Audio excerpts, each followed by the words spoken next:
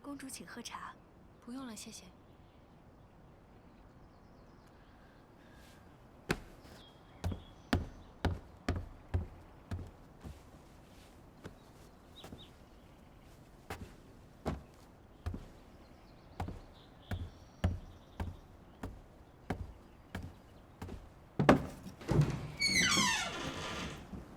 工人们说你在休息，我便等等。公主殿下，他们竟然没有通报我。是我让他们不用通报的。你连日劳累，已经很疲倦了。世子看起来气色不太好。最近天冷，我找了些狐裘给你。多谢公主。你们先退下吧。是。请。今日之事我听说了，当时世子就在现场，那些刺客没有伤到你吧？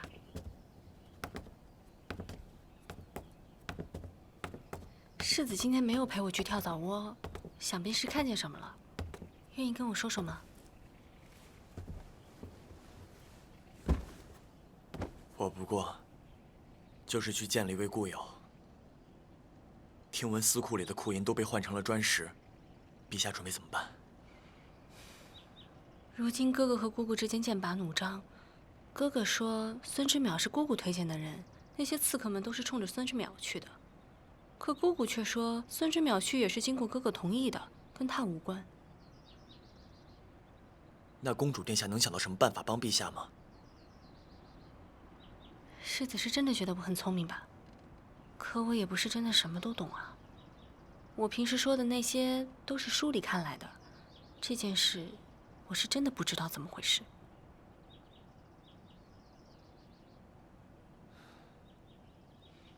世子不必想太多了，我们去散散心吧。今早醒来，看接太液池边的爬地菊开了，世子想不想去看看？那些花是北路汉州引进的，说不定有一些世子家乡的景色。好。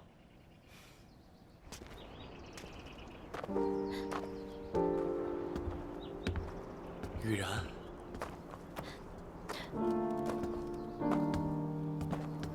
玉然，你怎么了？怎么哭了？去立国公府找姐了。你疯了！你怎么能一个人去立国公府？我说要找姐，英语就给我看了无数个戴着铁面的人。他说我要是从中间找到他，他就让我把他带走。找到他了吗？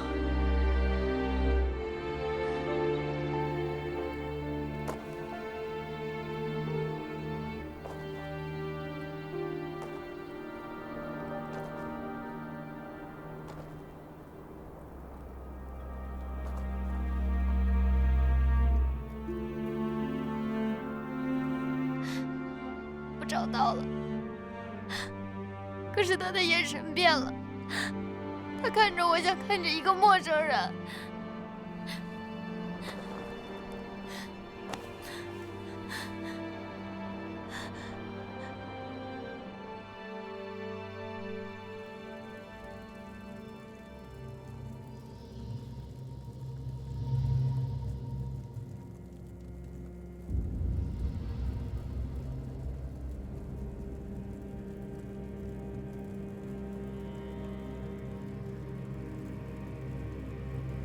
孩子，这就是你的命，今生今世都无法逃脱的宿命。什么宿命？在你我的血液里，同时住着一个魔鬼，敌人害怕，亲人恐惧。要记住，有些东西是无法摆脱的，要么就像我一样，四肢捆绑着沉重的铁链，要么就是去死。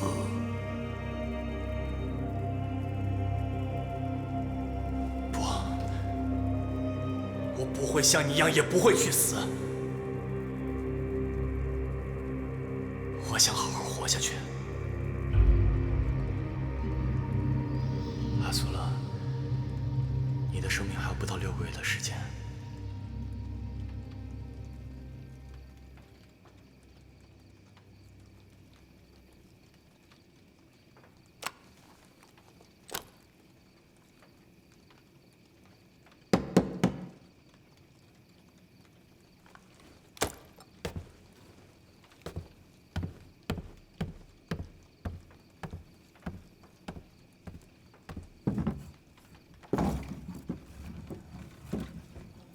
深夜打扰大宗主，请大宗主见谅。帝释大人有何贵干？陛下夙夜不能寐，想邀世子再谈天区平反之事。请。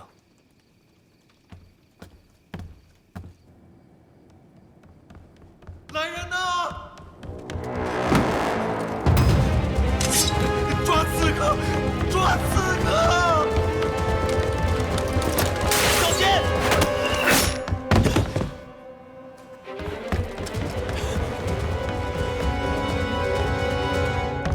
这边上！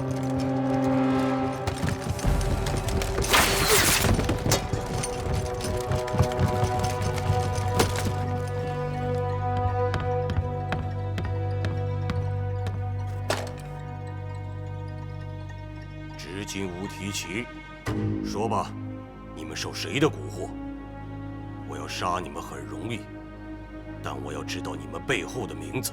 执金吾多在城中选人，家中必有其事。如果你们投降，我保你们家人无虞。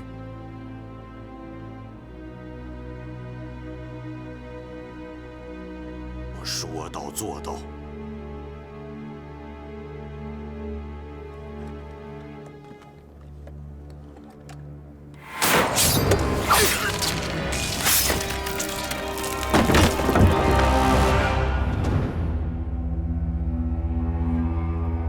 陛下，刺客抓到了，恕臣无能，未能问出幕后指使，他便自杀了。老师起来说话吧。谢陛下。这匕首，我在古贝口见过，乃是离国所有。大宗主英明。此匕首以龙产之，手为鸟形，锋刃略宽，一看便是铁鹰所铸。这个铁鹰是离国仅有。尹无义，肯定是尹无义没有得到库银，而迁怒于朕。世子你是看到的，他要军费，朕便开了私库，谁料到库银会变成砖石呢？朕是皇帝，操持着大小事情，可真正能掌控的又能有多少？陛下今日受了惊，请早些歇息。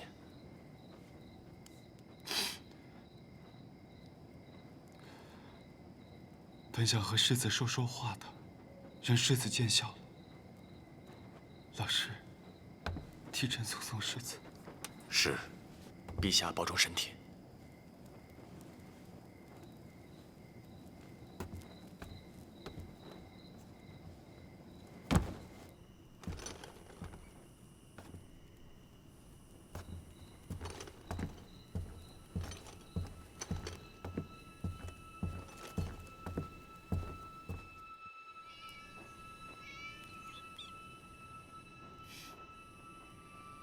这个秘密你知道，我也知道，不告诉他们。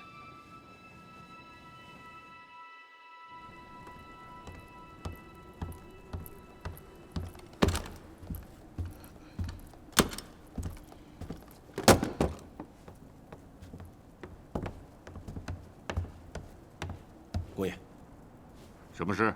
昨夜皇帝在寝宫外遇刺，死了吗？没死，有帝师保护，伤都没伤。哦，不过刺客所佩匕首是离国所造，现在城中议论纷纷，甚嚣尘上，都说是公爷所为。笑话！报，公爷，国师求见。让他进来。是。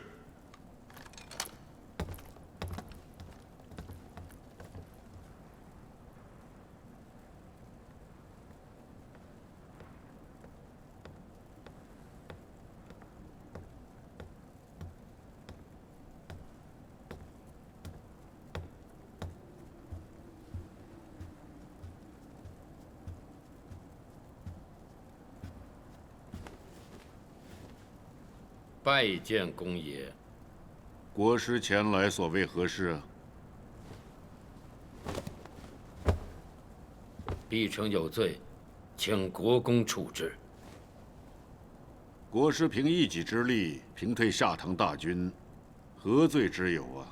臣之罪，在没有保护好世子，世子为国殉身，皆因为臣没有尽到应尽之责。国公门徒众多，想要保护真儿易如反掌，请国公告诉我，真儿究竟是怎么死的？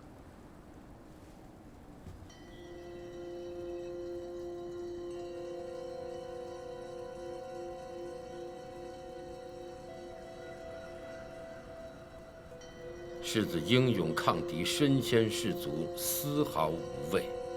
毕城没有保护好世子，请公爷责罚。身先士卒，毫无畏惧，这一听就是谎言。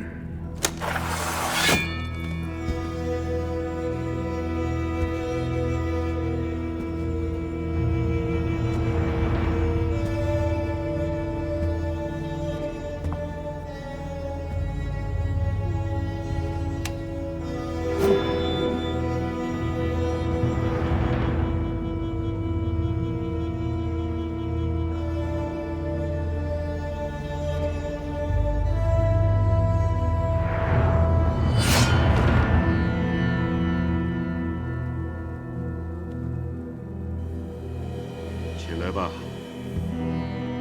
要不是你一席话，寡人不会在这帝都俯瞰天下。你起来吧。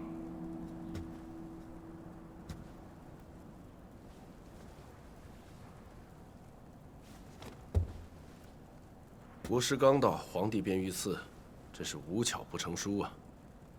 国师推测，这陷害雷齐的人会是谁呢？毕城认为这并不重要。若有人要构陷雷齐，只能说明这世上还有人相信雷齐会这么做。那公爷为何不这么做呢？这俗世的生命，就像一个巨大的羊群，杀了领头的公羊，羊群自会大乱。即便是领头的公羊，也会屈服于边革之下。国师不这么认为吗？公爷自认为是牧羊人，倘若这领头的公羊也想做牧羊人呢？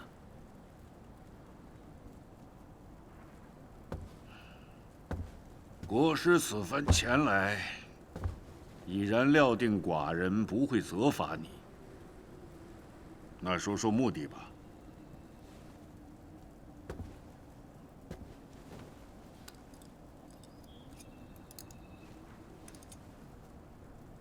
毕城此来，是向国公请别。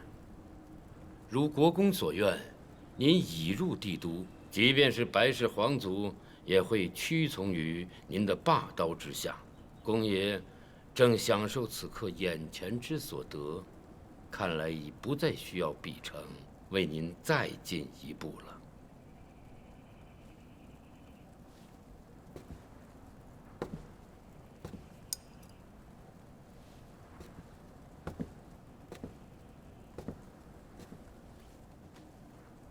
公爷，临别一言，赠于国公。请讲。不仅是天启，在这九州万方之中，有无数双暗夜的眼睛，正盯着国公。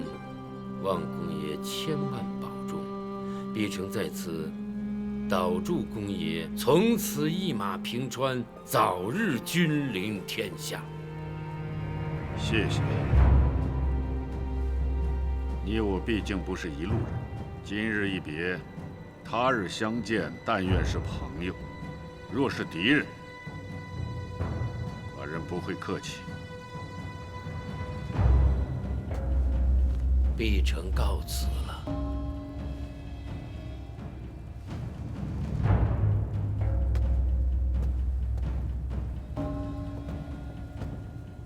公爷，就这么让他走了？这个人虽然看上去是个疯子，可是陈月的力量，是这个世上任何人都要敬畏的。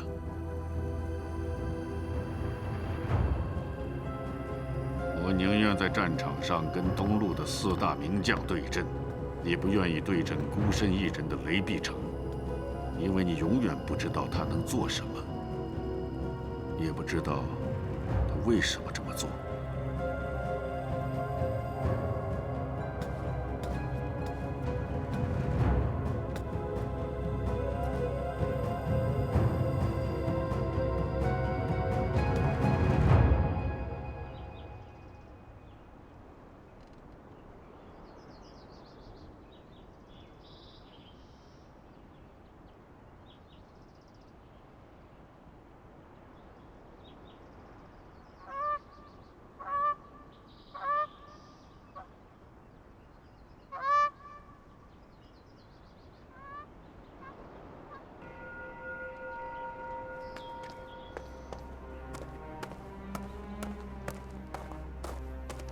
小周公主到。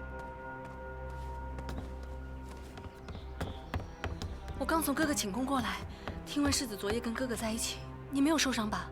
我没事儿，你不用担心。世子也看到了，哥哥虽然贵为天子，却时刻都有生命危险。陛下前几日刚跟我讲起登基前的往事，没想到这么快就遇到了刺客。还好刺客没有得逞，陛下无碍。在今日之前，我确实是想着，如果有天驱相助，哥哥定会实现承平天下的理想。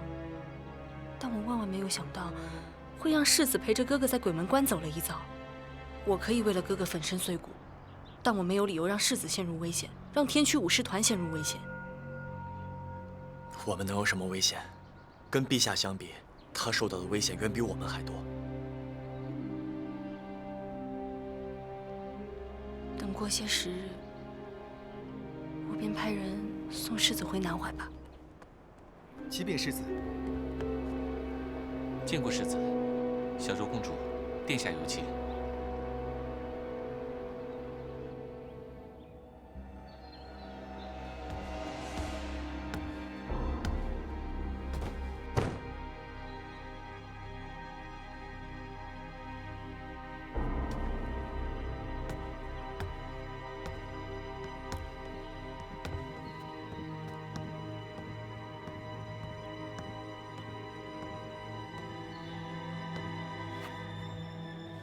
雷先生，久等了。年轻公子为我通报了吗？长公主身体不适，雷先生请回吧。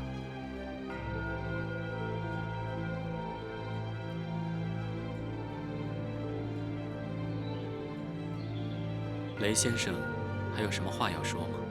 在我见过的人中，能够不避我的目光而直视这么久的，你是唯一的一个。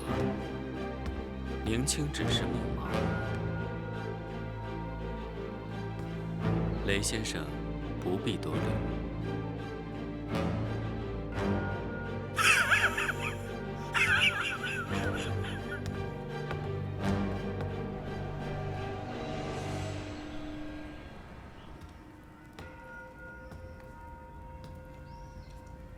陛下，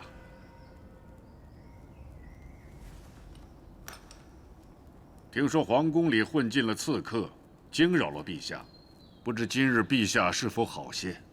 不劳离公记挂了，恐怕离公心中所想的是，朕居然没有死。还堂而皇之的坐在这大殿之上吧。看样子陛下对臣有许多的偏见呢。偏见？你要军费，朕便为你开了私库；库银被换的事，朕也是始料未及。而你竟然派人来杀朕！陛下真的以为那刺客是臣派去的吗？朕有证据。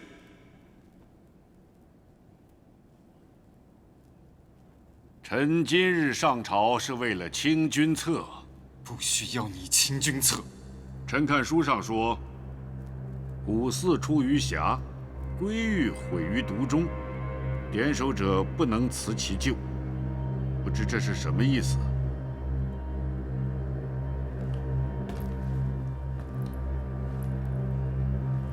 这句话的意思是说，老虎和犀牛从笼中逃出来了，占卜和祭祀的用具在匣中毁坏了，那么管理他们的人是不能推卸责任的。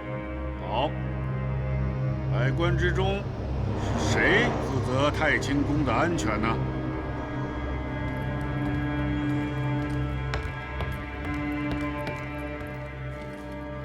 陛下，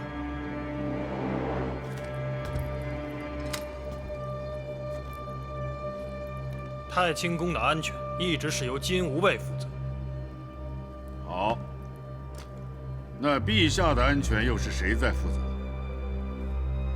自然也是由金吾卫负责。点首者不能辞其咎。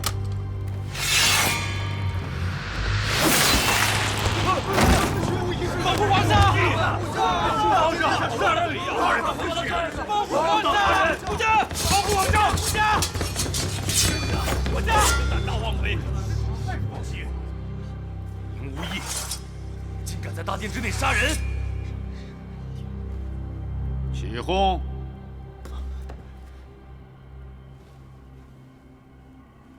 把他抬下去。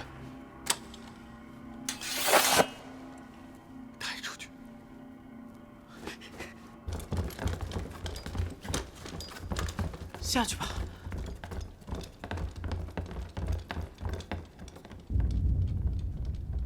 宫里接连出了2件事情，陛下并不怪罪负责守卫的金吾上将军，却偏偏要冤枉于我。尹无义，你想干什么？我想干什么很简单，金吾上将军一职负责太清宫和太庙的守卫，此职位十分重要，不可空缺太久。臣启奏，在离国军中选择得力将领，担当此职。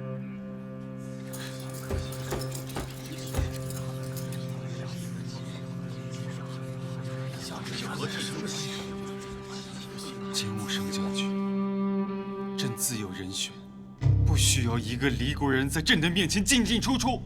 陛下可能还不清楚金吾上将军的选拔方式吧？各地诸侯都会把自己最优秀的武士推荐给陛下，然后玉门演武，胜者受封。这既是武士的荣耀，也是诸侯的荣耀。这一次，臣尹无义想要这个荣耀。逆贼欺人太甚！他要军费，朕便开了私库。可私库亏空，朕有何办法？他居然想燃制帝都的房屋，这么下去，他是不是该逼朕退位了？哥哥息怒，所以这尹无义这次是动真格的了。金吾卫是我城防最重要的军队，是我皇室权力的象征。他竟敢向朕讨要军队，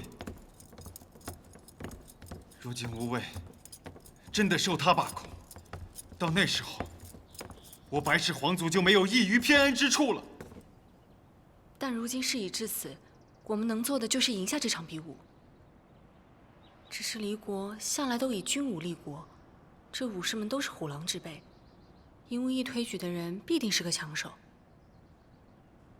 不知哥哥现在心中可否已经有了合适的人选？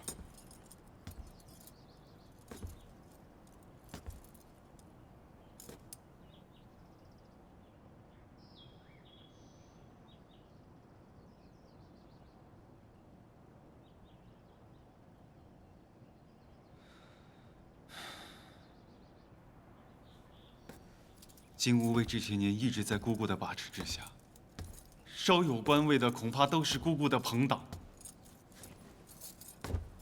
这偌大的天启城，真信得过的也就那几个，却难担此重任。明日演武的人选，真是为难。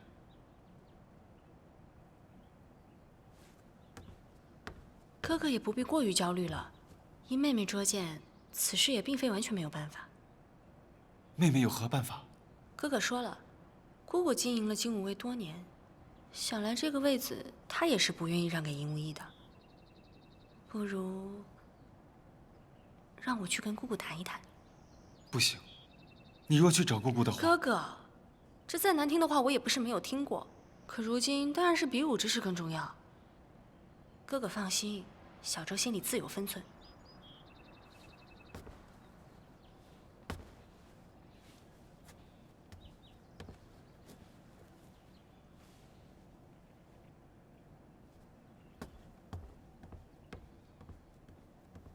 世子都看见了，朕事事都要靠这个妹妹。若不是她，恐怕朕早就撑不住了。小周公主聪慧过人，乃是陛下良谋。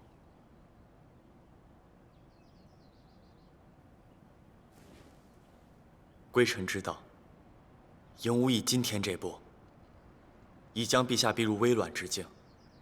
陛下在这般环境下依然勉力维持，实属不易。朕是大殷的君王，朕不维持，大殷就会亡在朕的手里。世子，朕有些话想单独与你谈谈。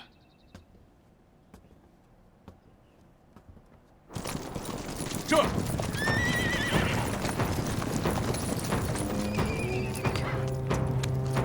好，那边看看去。这。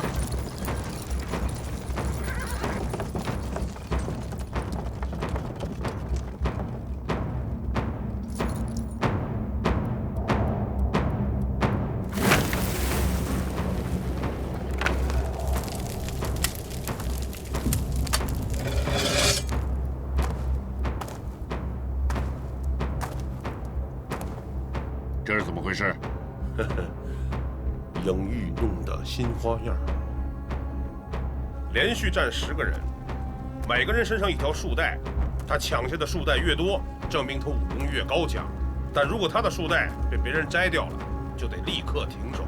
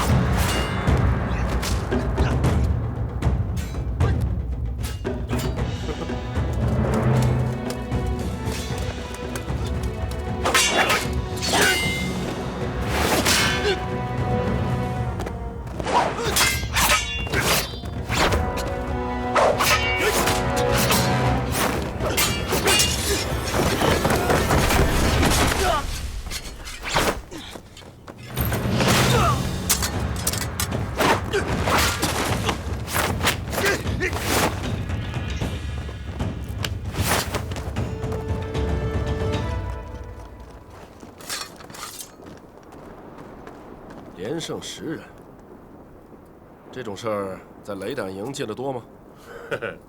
不多，上一个是我。这事儿我记得。看来郡主这是存心要让他立威啊。玉门演武的人选，我有了。金吾上将军历来号称帝都第1禁卫，非军旅世家子弟不可担当。马上把这小子提成雷胆营的副统领，这不也成了世家子弟了？是不是太轻率了点？没看出来吗？我闺女好像是看上他了，所以这小子的出身不能太卑微。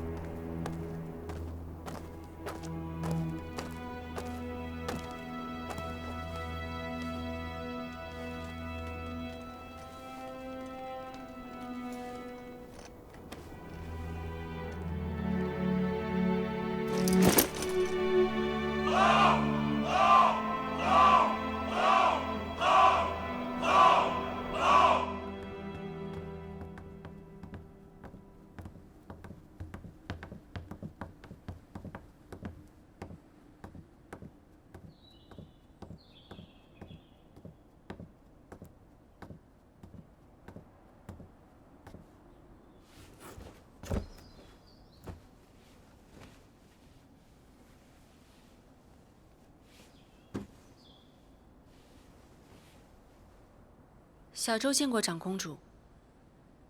赐座。谢殿下。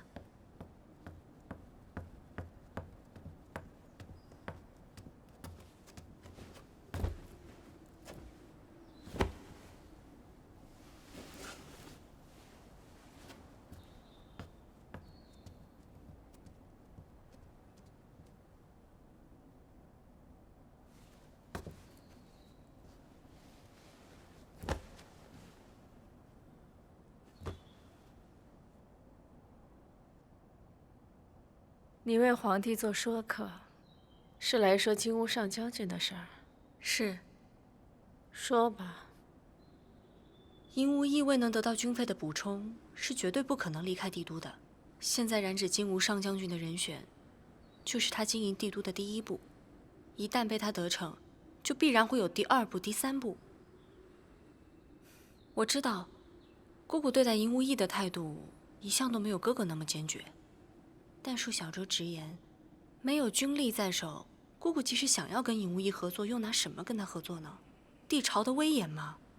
那尹无义的眼里根本就没有帝朝的威严。历朝历代的掌权者，在敌人真的杀进宫中之前，都以为武力不会作用在自己身上。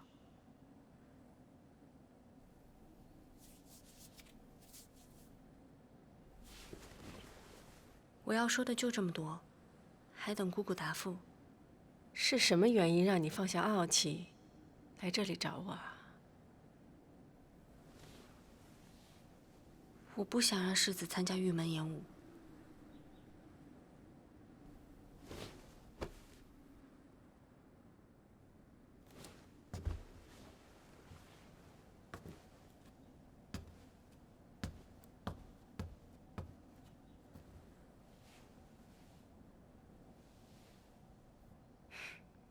莫非你是喜欢上他了？我没有。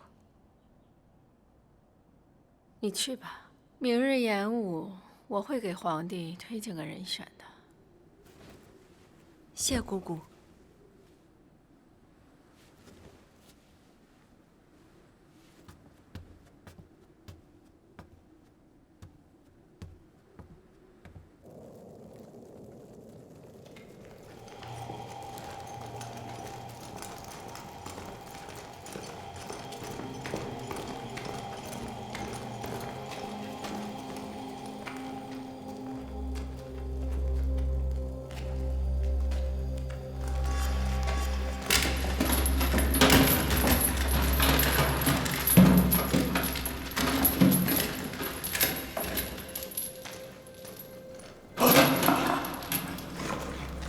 当年幽长节带进入宫，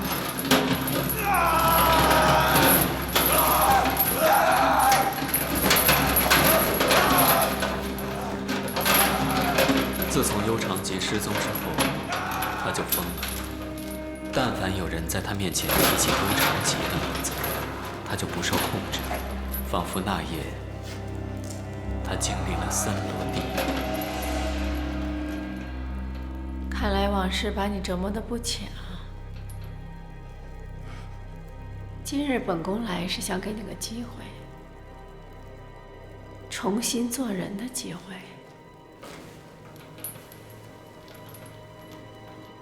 如果我跟你说我相信李丹可用，是因为他曾经是天驱，你信吗？天驱，殿下曾经说过，他是被幽长戟所伤。其实当年幽长戟入宫的时候，还有一拨人出现在那场战斗中。李丹从此不能说话，是他们的杰作。莫非是？没错，就是当时以国师身份出入宫中的陈月。所以真正弑君的人不是幽长戟，是陈月。但是当时皇室为了顾全颜面，最终选择幽长戟背负这个罪名。宁青懂了。所以殿下现在对雷碧城还有所忌惮。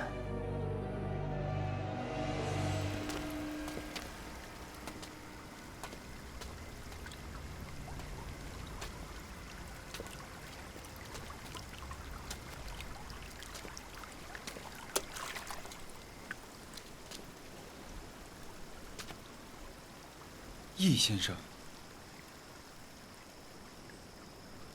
明日的演武场上，陛下的人依然还会输给黎国人。铁皇大人这么看重黎国的军人吗？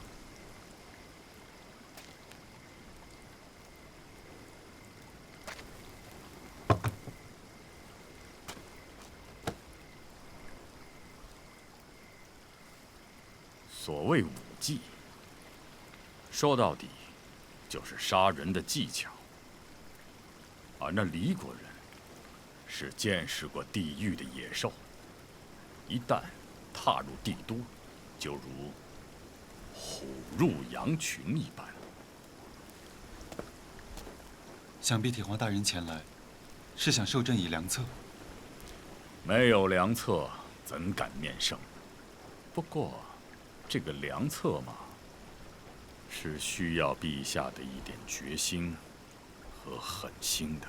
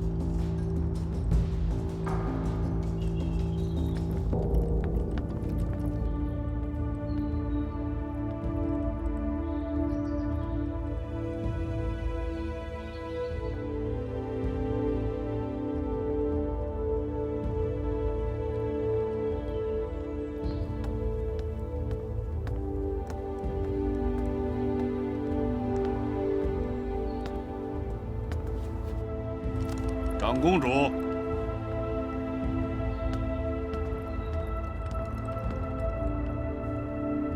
皇上驾到！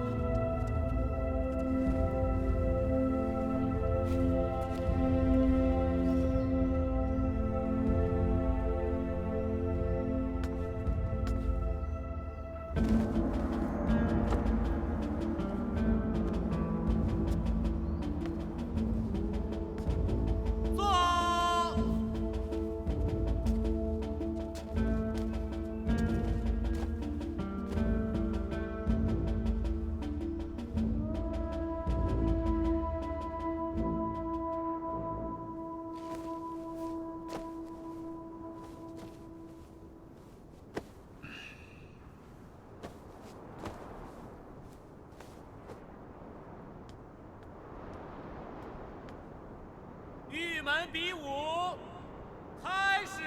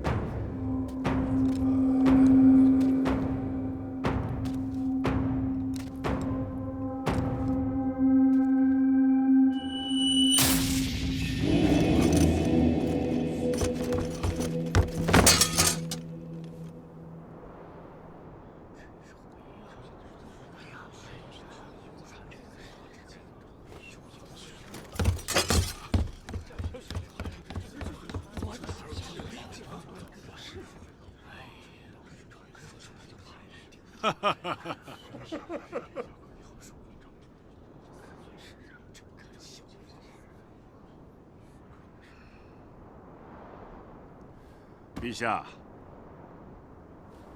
这就是你派来与我争夺金吾上将军的人选吗？